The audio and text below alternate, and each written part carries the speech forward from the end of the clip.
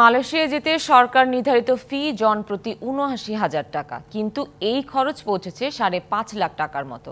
এজন্য মালয়েশিয়ার নাগরিক আমিনুল ইসলাম বিন আমিন নূর ও বাংলাদেশি জনশক্তি রপ্তানিকারক রুহুল আমিন স্বপনের নেতৃত্বাধীন সিন্ডিকেটকে দায়ী করছেন সংশ্লিষ্টরা। তাদের বিরুদ্ধে অনিয়ম, প্রতারণা ও অর্থ পাচারের অভিযোগ রয়েছে। প্রবাসী কল্যাণ উপদেষ্টা জানান, সিন্ডিকেট বন্ধে মালয়েশিয়া সরকারের কাছে সহযোগিতা চাওয়া হয়েছে। বাংলাদেশি কর্মীদের অন্যতম পছন্দের গন্তব্য মালয়েশিয়া শ্রমবাজার। দেশটিতে যেতে মাইগ্রান নামে একটি সফটওয়্যার নিবন্ধন করতে হয় আগ্রহীদের।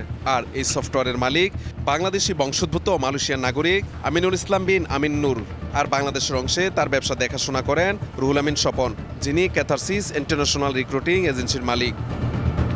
বাংলাদেশে নিবন্ধিত জনশক্তি রপ্তানিকারক এজেন্সির সংখ্যা রয়েছে ২৫০০-এর মতো। এর মধ্যে ১০০টি নিয়ে সিন্ডিকেট গড়ে তোলেন আমিন নূর ও স্বপন। মালয়েশিয়াগামীদের কাছ থেকে নির্ধারিত ফির চেয়ে কয়েক গুণ বেশি অর্থ আত্মসাৎ ও ভিসা বাণিজ্য নামে কোটি কোটি টাকা হাতিয়ে নিয়েছে চক্রটি, যার বেশিরভাগে বিদেশে পাচার করা হয়েছে বলে অভিযোগ রয়েছে। বাইরা নেতারা জানান, বিএমএটির ছাড়পত্র নিতে ৬,০০০ টাকা খরচ হলেও একজন কর্মীর কাছ থেকে ১,৫২,০০০ টাকা ফি হাতিয়ে নেয় চক্রটি। অনলাইন পদ্ধতি FWCMS, এই বেস্ট ইউনিটের যারা মালিক, মালয়েশিয়া প্রান্তে দাতুশ্রী আমিন, বাংলাদেশ প্রান্তে রুহুল আমিন স্বপন সাহেব, ওনাদের কারণেই মূলত এই বাংলাদেশের মালয়েশিয়া সিন্ডিকেটটা সৃষ্টি হয়েছে। আসলে এই পদ্ধতিটাকে আমাকে বাদ দিতে হবে। সিন্ডিকেটকে এক্সট্রা ১,৫২,০০০ টাকা চাঁদা দিতে হতো। ঢালাইয়ের দৃঢ়তা, নির্মাণে নিশ্চয়তা, প্রিমিয়ার সিমেন্ট, ঢালাইয়ের রাজা। প্রতি কর্মী সাবেক সরকারের মন্ত্রী, আমলা, এমপি এরা কিন্তু জড়িত ছিল। স্বচ্ছতা ও জবাবদিহিতার অভাবে মালয়েশিয়া শ্রমবাজার ঘিরে বিশৃঙ্খলা তৈরি হয় বলে মত অভিবাসন বিশেষজ্ঞদের।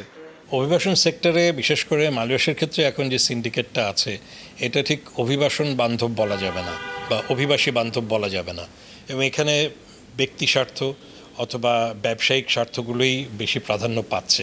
আমরা অতীতে দেখেছি যে নীতি নির্ধারকের মধ্যেও কেউ কেউ আছেন যাদের রিক্রুটিং এজেন্সি আছে, এবং তারা সেইভাবে তাদের কোনো না কোনোভাবে তাদের স্বার্থটাকে রক্ষা করার চেষ্টা করেছেন। সিন্ডিকেট বন্ধে অন্তর্বর্তী সরকার কাজ করছে বলেও জানান প্রবাসী কল্যাণ উপদেষ্টা। আমরা ওয়েল অ্যাওয়্যার আছি সিন্ডিকেট নিয়ে। সিন্ডিকেট যেন ভেঙে যায় সেই জন্য আমরা অত্যন্ত জোরালোভাবে মালয়েশিয়া সরকারকে বারবার অনুরোধ করছি, আপনি ১০০ জনের মধ্যে সীমাবদ্ধ রেখেন না, আপনি এটা ওপেন করে দেন। আমরা যে কোনো দুর্নীতির ব্যাপারে তদন্ত করব, এটা আমরা নেক্সট ফেজে করব। ২০১৭ সালে চক্র গড়ে তোলেন আমিন নূর ও স্বপন। তাদের অনিয়ম, প্রতারণা ও অর্থ পাচারের অভিযোগে চলতি বছরে মে মাসে শ্রমবাজার বন্ধ করে দেয় Malaysia. Mahmudul Hasan Nazim, DBC news, Dhaka.